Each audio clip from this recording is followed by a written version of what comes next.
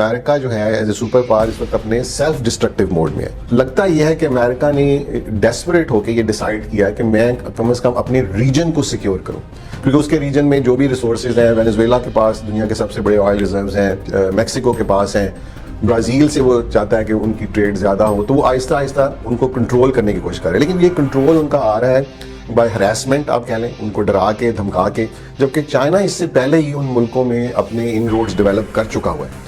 لیکن آپ کو یاد ہو کہ علامہ اقبال کا ایک شعر ہے بڑا پرانا کہ نظر کو خیرہ کرتی ہے یہ چمک تہذیب حاضر کی, یہ سنائی مگر جھوٹے نگوں کی ریزہ کاری ہے. اور انہوں نے اس کے بارے میں پریڈکٹ کیا تھا کہ تمہاری تہذیب اپنے خنجر سے آپ ہی خودکشی کرے گی, جو شاخ نازک پہ آشیاں بنے گا وہ ناپائیدار ہوگا. ویئرز, علی گڑھ انسٹیٹیوٹ فورم کا مقصد اپنے نوجوانوں کی, اپنی عوام کی سیاسی اور سماجی تربیت کرنا ہے, تاکہ یہ نوجوان, یہ لوگ اپنے لیڈرز کو, اپنے سیاسی لیڈرز کو اکاؤنٹیبل کر سکیں, ان کی سلیکشن صحیح کر سکیں, یا خود سیاسی رول میں آگے آئیں, اپنی لیڈرشپ خود سنبھالیں, تاکہ آپ اپنے حقوق کو بہتر طور پر ڈیفینڈ کر سکیں. ویورز السلام علیکم. علی گڑھ انسٹیٹیوٹ کا مقصد پاکستانی قوم کی سیاسی اور سماجی تربیت ہے, اور خاص طور پہ نوجوانوں کو ان کے مسائل کی وجوہات اور ان کے پاسبل سولوشن سے آگاہ کرنا. اچھا, اس میں انٹرنیشنل گلوبل پالیٹکس بھی اتنی ہی اہم ہے کہ ہمیں پتہ ہو کہ دنیا میں اس وقت کیا ہو رہا ہے, اور اس ایکشن سے ہمارے ملک پہ آنے والے مستقبل میں کیا اثرات ہوں گے.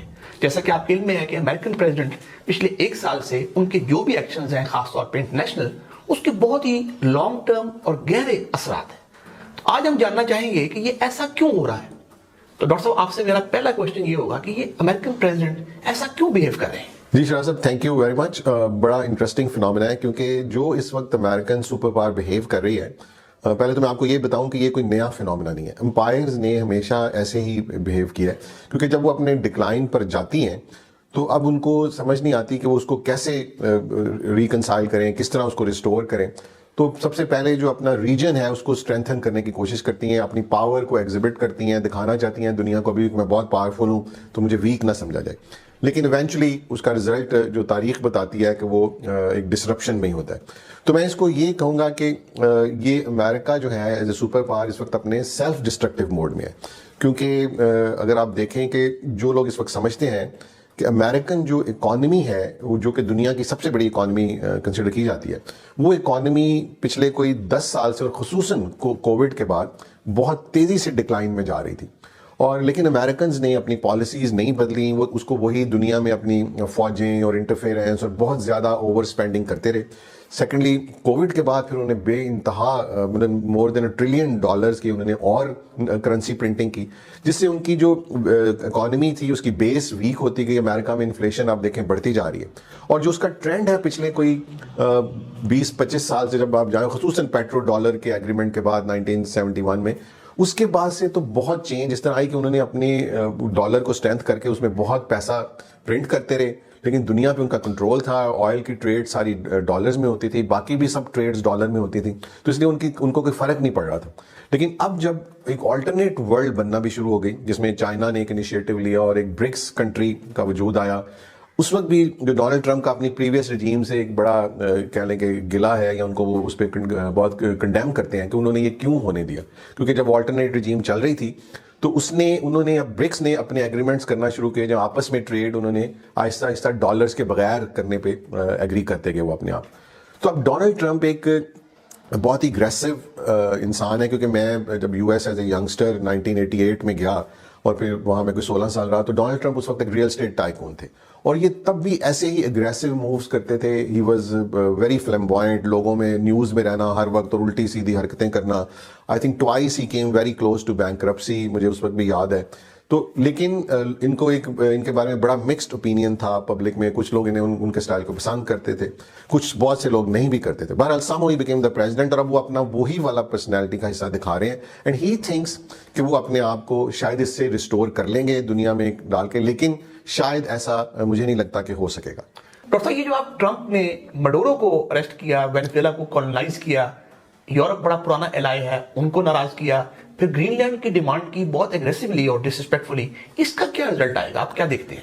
دیکھیں, یہ بڑا اگین میں پھر وہی کہوں گا کہ یہ دنیا چینج ہونے جا رہی ہے, اور اس کو تھنکرز بول رہے تھے. مجھے یاد ہے کہ 90s میں, یعنی جب سینچری چینج ہو رہی تھی 2000 کے پاس, تو اس وقت بھی امریکن تھنکرز نے یہ کہنا شروع کر دیا تھا کہ یہ سینچری اب جو ہے ایشیا کی سینچری ہے, اور وہ دیکھ رہے تھے کہ جس طرف چائنا آگے بڑھ رہا تھا, زیادہ ان کا چائنا پہ فوکس تھا, تو انہوں نے یہ پرسیو کر لیا تھا کہ یہ سینچری اس طرف جائے گی. لیکن بدقسمتی سے جو امریکن رجیمز تھیں, ویسٹرن رجیمز تھیں, انہوں نے اس کو اس طرح نہیں دیکھا اور انہوں نے اپنی پالیسیز کو چینج نہیں کیا, اور جس کی وجہ سے کہ چائنا آہستہ آہستہ اکنامکلی بہت اسٹرینتھ انہوں نے لے لی اور پوری دنیا میں انہوں نے اپنا انفلوئنس قائم کر لیا. اب لگتا یہ ہے کہ امریکہ نے ڈیسپریٹ ہو کے یہ ڈیسائیڈ کیا ہے کہ میں کم از کم اپنے ریجن کو سیکیور کروں, کیونکہ اس کے ریجن میں جو بھی ریسورسز ہیں, وینزویلا کے پاس دنیا کے سب سے بڑے آئل ریزروز ہیں, میکسیکو کے پاس ہیں, برازیل سے وہ چاہتا ہے کہ ان کی ٹریڈ زیادہ ہو, تو وہ آہستہ آہستہ ان کو کنٹرول کرنے کی کوشش کر رہے ہیں. لیکن یہ کنٹرول ان کا آ رہا ہے بائی ہراسمنٹ, آپ کہہ لیں, ان کو ڈرا کے دھمکا کے, جبکہ چائنا اس سے پہلے ہی ان ملکوں میں اپنے ان روڈز ڈیولپ کر چکا ہوا ہے.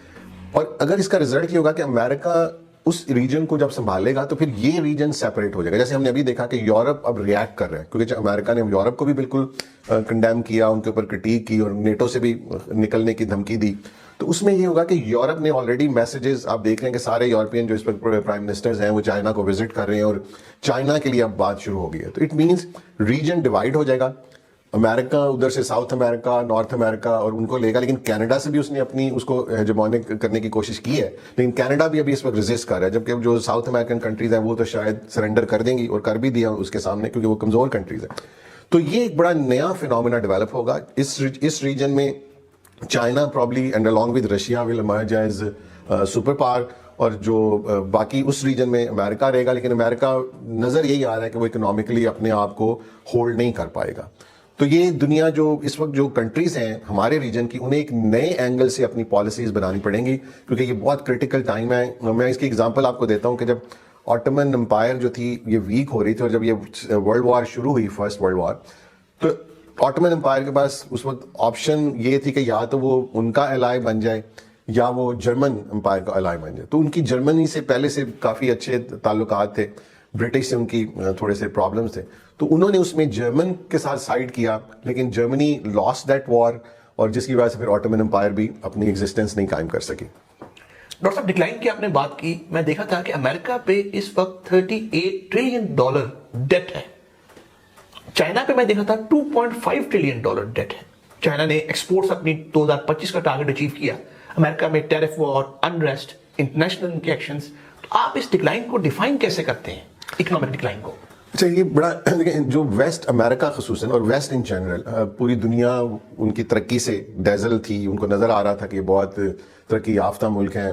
لیکن آپ کو یاد ہو کہ علامہ اقبال کا ایک شعر ہے بڑا پرانا کہ نظر کو خیرہ کرتی ہے یہ چمک تہذیب حاضر کی, یہ سنائی مگر جھوٹے نگوں کی ریزہ کاری ہے. اور انہوں نے اس کے بارے میں پریڈکٹ کیا تھا کہ تمہاری تہذیب اپنے خنجر سے آپ ہی خودکشی کرے گی, جو شاخ نازک پہ آشیاں بنے گا وہ ناپائیدار ہوگا. اس کی وجہ یہ تھی کہ اقبال نے اس وقت بھی ان کی اکانومی کے اوپر جو بیس تھی, جو سرمایہ دارانہ نظام اوپر آ رہا تھا, اس کو وہ دیکھ چکے تھے. تو ہمارے ہوا یہ کہ ویسٹ میں اگر آپ جو لوگ رہتے نہیں تھے, جب ہم بھی ویسٹ گئے اسٹوڈنٹس اور پھر کام بھی کیا, تو ہمیں بھی تھا کہ پتہ نہیں ویسٹ کے لوگ بہت خوشحال ہیں, بڑے خوش ہیں, اتنا ترقی یافتہ ملک ہے. لیکن وہاں جا کے میں نے اس وقت بھی دیکھا 90s میں کہ ویسٹرن جو لوگ تھے وہ بہت اسٹرگل کی زندگی گزارتے ہیں. ان کی جابس بڑی ٹف ہیں, ان کو 2 جابس کرنی پڑتی ہیں, ان کے اوپر بڑے ایکسپینس ہیں, کیونکہ کیپٹلزم کا نظام یہ کرتا ہے کہ اپنی دولت کو اپنی طرف جو امیر لوگ ہوتے جاتے ہیں وہ اکٹھا کرتے جاتے ہیں, اور جو پبلک کی شیئرنگ ہے وہ کم ہوتی رہتی ہے. تو ویسٹ نے ایک ٹائم پہ جب یہ اچیو کیا تھا کہ انہوں نے پبلک شیئرنگ بڑھائی تھی, لیکن over the period of time وہ پبلک شیئرنگ کم ہوتی جا رہی تھی. اور ہم ریسنٹ فنومینا میں اگر آپ کو جائیں 30 سال پہلے یا 20 سال پہلے, تو جو بلینر ہوتے تھے وہ ورلڈ ریچسٹ مین ہوتا تھا, $5 بلین, $8 بلین. آج وہ بلینرز ٹریلینز میں چلے گئے, اور وہ number of them have increase so much, which means کہ ویلتھ ایکومولیشن بڑھ رہی ہے. جو ویسٹرن گورنمنٹس تھیں یہ اسی پالیسی پہ چل رہی تھی کہ امیروں کو ریلیکسیشن دو, ٹیکسز میں ریلیکسیشن دو ان کو, تاکہ وہ پیسہ انویسٹ کریں اور لوگوں کو جاب ملتی جائے. لیکن انہوں نے اپنی پروفٹ شیئرنگ اتنی زیادہ بڑھا لی کہ عوام جو تھی وہ آہستہ آہستہ پسنا شروع ہو گئی. اور اس وقت اگر آپ جو لوگ امریکہ میں رہتے ہیں ان سب کو پتا ہے, سیم از ان یورپ, کہ لیونگ بہت مشکل ہو چکی ہے. جو یقیناً پاکستان میں بھی بہت مشکل ہے, لیکن پاکستان میں شاید پھر بھی اتنی ابھی مشکل نہیں ہوئی جتنی وہاں پہ ہے, کیونکہ ان کے ایکسپینسز بہت زیادہ ہیں, ان کے بلز بہت زیادہ ہیں اور پبلک میں ایک پورا انریسٹ ہے. تو یہ چیز امریکن اکانومی کے اوپر ایک بہت بڑا امپیکٹ چل رہا تھا, کیونکہ وہ سرمایہ دار جو تھے وہ اتنا ٹیکس نہیں دے رہے جتنا ان کو دینا چاہیے تھا. امریکہ اپنے نوٹ پرنٹ کرتا جا رہا تھا, اور ڈیٹس ان کے ذرا ڈفرینٹ فینومینا ہے, اس کو ہم اور کسی جگہ پہ سمجھ لیں گے. لیکن یہ چیز ان کو اب آہستہ آہستہ ڈکلائن کی طرف لے گئی. اب اس کا ایک دوسرا ایسپیکٹ بھی ہے ڈکلائن کا, جو میں بڑا امپورٹنٹ ہے. وہ ڈکلائن یہ ہوا کہ امریکہ اس کی تھوڑی سی میں ہسٹری میں جا کے بتاؤں گا کہ جب ویسٹ نے اپنی ترقی شروع کی, انڈسٹریلائزیشن کا دور شروع ہوا, اس کے بعد سے انہوں نے ان کے اندر, کیونکہ ریلیجن سے وہ دور ہو گئے, انہوں نے ریلیجن کو بالکل ریجیکٹ کیا, اس کے اگینسٹ ریبیل کیا, تو ایک ان کے اندر ایک آزادی کا ایک نیا تصور پیدا ہوا. اور اس آزادی میں کچھ ایلیمنٹ وہ پیدا ہوئے جہاں بہت ساری اچھی چیزیں ہوئیں, فریڈم آف اسپیچ ہوئی, اور ہیومن رائٹس, پبلک رائٹس, سب کچھ ہوا. لیکن انہوں نے آزادی میں اپنی نوجوانوں کو ایک بہت ہی جسے کہتے ہیں کہ ان چیکڈ آزادی دی. اور وہ ان چیکڈ آزادی یہ تھی کہ ان کے اوپر سیکسول فریڈم, انٹاکسیکیشن کی فریڈم اور اس طرح کی چیزیں بہت زیادہ سوسائٹیز میں, ان کے ڈرگس جو ہیں وہ پھیلتی ہیں, الکوہولزم. میں جب 90s میں بھی وہاں دیکھ رہا تھا کہ ان کی جو جنریشن تھی بہت ڈکلائن کر رہی تھی. مطلب وہاں کے جو نوجوان تھے وہ بہت سارے مسائل کا شکار تھے. ایک تو ان سب کو اپنے سروائیول کے لیے اکنامکلی اب ایسا ہو چکا تھا کہ پیرنٹس اپنے بچوں کو سپورٹ نہیں کر سکتے تھے, تو ان بچوں کو بڑی ینگ ایج میں کام کرنا پڑ جاتا ہے, جس کی وجہ سے ان کی ایجوکیشن بہت ہیمپر کر رہی تھی. At the same time education مہنگی ہوتی جا رہی تھی, again because of private entrepreneurship. University ساری پرائیویٹ تھیں, ان کی فی اسٹرکچر بہت ہائی تھا. اس کی وجہ سے وہ جو جنریشن تھی وہ بہت زیادہ انڈر ڈیوریس تھی, اور وہ پھر اپنی انٹرٹینمنٹ کے کانسیپٹ انہوں نے ایسے ڈیولپ کر دیے کیونکہ انہوں نے بڑی ان چیکڈ فریڈم دی اپنی سوسائٹی کو, اپنے نوجوانوں کو.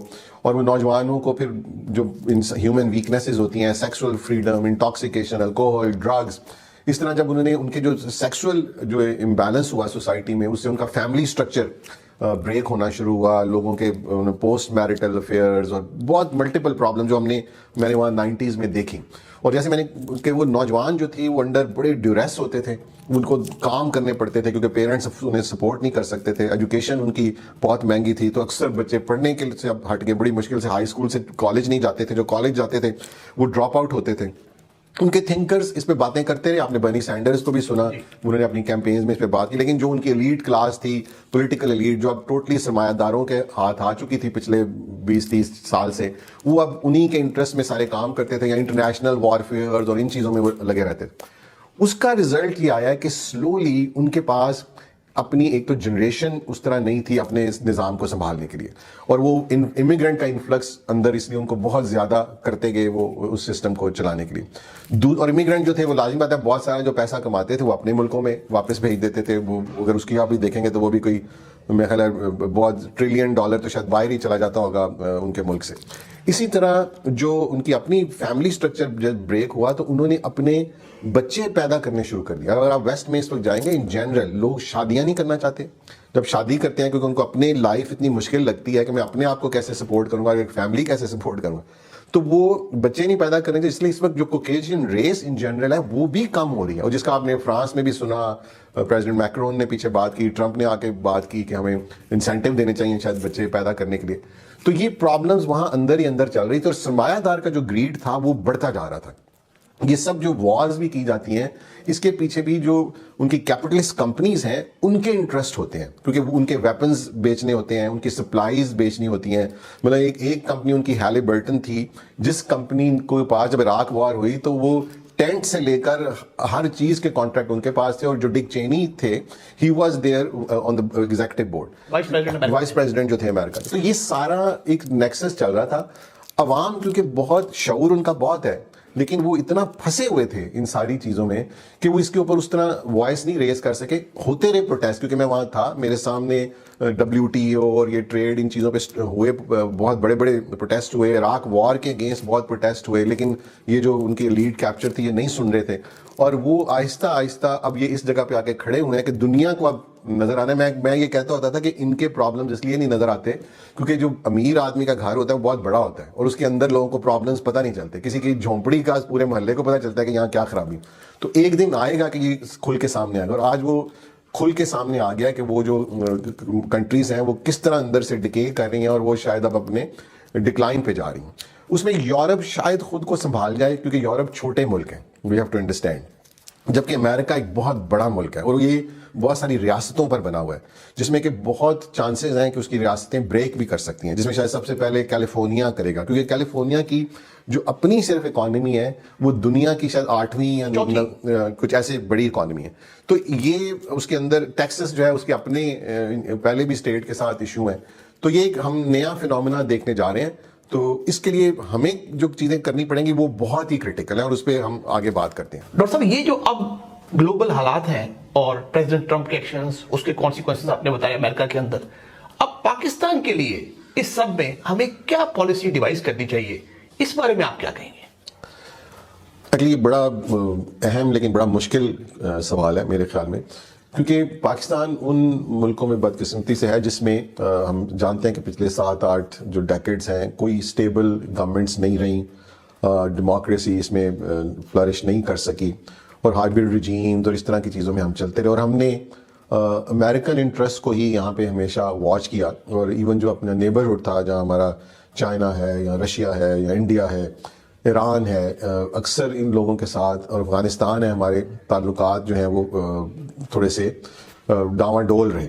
اور اس کی وجہ سے جو چائنا ہمارا سب سے بڑا فرینڈ جس کو ہم کہتے ہیں، لیکن ہم نے اس کو بھی بہت دفعہ ناراض کیا کیونکہ ہم ایک دم سے یو ایس پالیسی کی طرف چلے جاتے ہیں، جبکہ ہمیں پتہ بھی ہے کہ امریکہ اور چائنا کا ایک کانفلکٹ چل رہا ہے بہت عرصے سے. اب یہ جو کرٹیکل جنکچر پہ ونس اگین، کیونکہ پاکستان میں ایک ہائبرڈ ریجیم چل رہی ہے اور اس نے اپنے آپ کو بچانے کے لیے، سسٹین کرنے کے لیے ٹوٹل امریکن لابی میں یہ چلے گئے، اور انہوں نے جو چائنا کا انٹرسٹ تھا سی پیک کا، اس کو بھی آپ دیکھیں بالکل ریپ اپ کیا ہوا ہے. اور جس سے یقیناً چائنا کی فیلنگز اچھی نہیں ہیں، ان کا بھی بہت انویسٹمنٹ ہوئی ہے. رشیا بھی یقیناً اس کو کسی اچھی آنکھ سے نہیں دیکھ رہا، کیونکہ ہم نے جبکہ جو ملک تھے رشیا سے سستا آئل لے رہے تھے، لیکن ہم نے اگین امریکن پریشر میں نہ رشیا سے سستا آئل لیا نہ ایران سے گیس لی، اور ہم نے اپنے بہت نقصان کیے اس کی وجہ سے. اب اس جگہ پہ جب ریجن ڈیوائڈ ہوتا ہے، اور یہ ریجن جب بنے گا، اور اس ریجن میں جو برکس کنٹریز ہیں اس میں پاکستان پہلے ہی نہیں ہے، جبکہ رشیا بھی ہے، چائنا ہے، انڈیا ہے، یہ تینوں ملک اس میں، اور اب ایون سعودی عرب بھی اس میں آ رہا ہے. تو ایسے لگتا ہے کہ پاکستان تو ایک دم، اگر امریکن جو پاور ہے وہ اپنے آپ کو اس ریجن میں ریٹین کر لیتی ہے، تو ہم تو اس ریجن میں ایک دم آئسولیٹ ہو جائیں گے، کیونکہ یہ جو کنٹریز ہیں یہ ہم پہ ٹرسٹ نہیں کریں گی اس طرح. پاکستان برکس کا حصہ تو ہے، ہم نے فائل کیے نامینیشن پیپرز یا ممبرشپ کے لیے، نہیں وہ ہم اس میں ممبر نہیں بنے نا، اگین اسی وجہ سے امریکن پریشر میں، کیونکہ ہم جیسے میں نے ایران سے ہم نے گیس نہیں لی امریکن پریشر میں، رشیا سے آئل نہیں لیا امریکن پریشر میں. پریزیڈنٹ ٹرمپ نے بڑا سیریسلی تھریٹ کیا اس کنٹری کو. نہیں آپ دیکھیں اس سے پہلے جب ایران کی تو پائپ لائن، آپ کو یاد ہے ایران نے پائپ لائن بچھا دی ہوئی ہے ہمارے بارڈر تک، اس وقت تو ٹرمپ بھی نہیں تھا، لیکن ہم نے اس زمانے کے بھی پریزیڈنٹ نہ کرنے کی وجہ سے ہم نے اپنا نقصان کیا. تو یہ جو ہماری پالیسی ہے یہ مجھے ایسے لگتا ہے کہ ہمیں بہت زیادہ ہرٹ کر سکتی ہے، کیونکہ اگر ہم نے اپنے آپ کو اس ریجن کے ساتھ الائن نہ کیا اور اس ریجن میں آئسولیٹ ہو گئے اور ہم پھر بھی انہی کے ساتھ جڑے رہے، تو وہ ایران بھی ہم سے یقیناً خوش نہیں ہوگا، چائنا بھی خوش نہیں ہوگا. تو یہ ایک ٹائم ہے کہ ہماری جو اندر ایک عوامی جو سوچ ہے اس کو پریویل کرنا چاہیے، کیونکہ یہ گورنمنٹ، کیونکہ ہم سب کو پتہ ہے کہ یہ عوام کی بیک گورنمنٹ نہیں ہے، اس لیے یہ ہر ڈیسپریٹ، جس طرح وہاں ڈونلڈ ٹرمپ ڈیسپریٹ مووز کر رہے ہیں، یہ بھی ڈیسپریٹ مووز کر رہے ہیں کہ اس امریکن پریزیڈنٹ کو خوش رکھنے کے لیے یہ ہر وہ کام کر رہے ہیں جو عوام کے نہ مفاد میں ہے اور نہ ہی عوام کی جو جذبات ہیں اس کے ساتھ آ گئی. کیونکہ اب ہم جب پیلسٹائن اور غازہ والا جو ایشو دیکھ رہے ہیں اس میں، اب عوام یقیناً عوام کے سینٹیمنٹ بہت اسٹرانگ ہیں پیلسٹینینز کے ساتھ، اور یہ سینٹیمنٹ بھی ہم ہی نے بلڈ کیے ہیں، ہماری انہی رجیمز نے، ہمارے ان علماء نے بلڈ کیے ہیں. لیکن آج وہ سارے یو ٹرن لے کے اس پیس بورڈ میں اپنے آپ کو لے گئے ہیں، جس کے یورپ کا جو ویسٹرن میڈیا ہے وہ اس کو ایک فراڈ کہہ رہا ہے کہ یہ ایک بہت بڑا دھوکہ ہے. اور اس میں ہم دیکھیں نہ پیلسٹینینز کی کوئی ریپرزنٹیشن نہیں ہے، ہم استعمال ہونا جا رہے ہیں حماس کو وہاں سے وائنڈ اپ کرنے کے لیے. ہم انڈر اسرائیل جو لگ یہ رہا ہے کہ یہ جو کنٹریز ہیں یہ اسرائیل کے انڈر ایکچولی یہ کام کریں گے، تو اس سے عوام کے جذبات اور مجروح ہوں گے کیونکہ انہیں ان کانفیڈنس میں نہیں لیا گیا. تو پاکستان کے اندر بہت ضروری ہے کہ بہت جلد عوام کی جو نمائندہ حکومتیں آئیں، عوام کے جو منتخب نمائندے، جو صحیح منتخب نمائندے جو ان کو صحیح لیڈ کر سکیں، وگرنہ بہت چانسز جو میں نے آپ سے کہا کہ پاکستان آلریڈی اکنامکلی بہت سفر کر رہا ہے اور امریکہ پاکستان کو سنبھالنے کے قابل نہیں رہے گا. ابھی بھی آپ دیکھیں پچھلے 3 سال جو ہیں، 3.5 سال، کوئی امریکن ہمیں ہیلپ نہیں ملی، نہ پاکستان میں کوئی فارن انویسٹمنٹ آئی ہے، نہ پاکستان کی کوئی ایکسپورٹس بڑھ سکی ہیں، نہ پاکستان میں کوئی انڈسٹریل مینوفیکچرنگ بڑھ سکی ہے. مطلب یہ اس وقت ہم اپنے ہر ایب میں پچھلے 20 سال پرانے جو فگر سے وہاں کھڑے ہیں. تو اس سے لگتا ہے کہ امریکن ہیلپ نے ہمیں سوائے اس گورنمنٹ کو سسٹین کرنے کے کوئی ہمیں ہیلپ نہیں ملی امریکہ سے. تو آنے والے ٹائم میں تو کوئی بھی ہیلپ ملنے کا امکان نہیں ہے. ہماری سروائیول اس میں ہے کہ ہم اپنے ریجن میں کنٹریز کے ساتھ مل کے چلیں اور ان کے ساتھ یہ ٹریڈ کریں اور اپنے نیبرز کے ساتھ ریلیشن شپ اچھا کریں. یہی صرف ہمارا سروائیول ہے. اور ڈاکٹر صاحب آخر میں پاکستانی عوام اس وقت کیا کرے؟ دیکھیے، پاکستانی عوام کا جو ایک بہت بڑا مسئلہ ہے کہ یہ سوچ تو ان کی، میں یقیناً اس میں بڑا شعور آیا ہے، ان کے اندر ایک اویکننگ آئی ہے، لیکن ایٹ دا سیم ٹائم یہ کمپلیسنٹ ہے. یہ مثلاً اپنے حقوق کے لیے کھڑے ہونے کا ان کے اندر ابھی تک وہ ڈرائیو نہیں آئی. یہ ہر ظلم کو، ہر زیادتی کو اپنے اوپر برداشت کرتے رہتے ہیں. ان کے اندر وہ سینس نہیں آئی کہ انہوں نے اپنی لیڈرشپ خود ہولڈ کرنی ہے. ان کو یہ بہت کچھ کر سکتے ہیں، یا اپنے کمیونٹی بورڈز بنا سکتے ہیں، وہاں پہ آرگنائز ہو کے اپنے حقوق کے لیے آواز بلند کر سکتے ہیں. پاکستان کا جو بدقسمتی سے صحافی بھی ہے وہ بھی پولرائزڈ ہے، یا وہ ادھر کھڑا ہو جاتا ہے یا وہ ادھر کھڑا ہو جاتا ہے، لیکن وہ عوام کے ساتھ نہیں کھڑا ہوتا. اس کو عوام کے جو رائٹس ہیں، عوام کے جو مسائل ہیں، عوام کے جو حقوق ہیں، اس کے لیے انصاف کے لیے وہ آواز نہیں اٹھاتے. تو یہ وجہ سے پاکستان کی جو عوام کا جو کوئی اصل جو نمائندے بھی سامنے نہیں آ پاتے. تو اس لیے پاکستانی عوام کو میرا خیال ہے یہ ٹائم بڑا کرٹیکل ہے. انہیں اپنے آپ کو آرگنائز کرنا چاہیے، خصوصاً پاکستان کے نوجوانوں کو، کیونکہ ان کا یہ پاکستان کے 2/3 جو پاپولیشن ہے وہ نوجوانوں کی ہے.